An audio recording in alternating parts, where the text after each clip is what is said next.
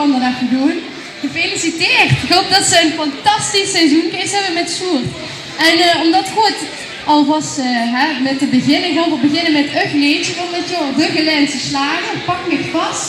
En ik zou het heel leuk vinden als je een beetje middel van de hele zaal wat vanzelf doen. Zullen we dat doen? De jeugd gaat nog ook wel achter de buurtjes komen. En we gaan samen een groot feest van maken. We gaan beginnen met Pak me vast.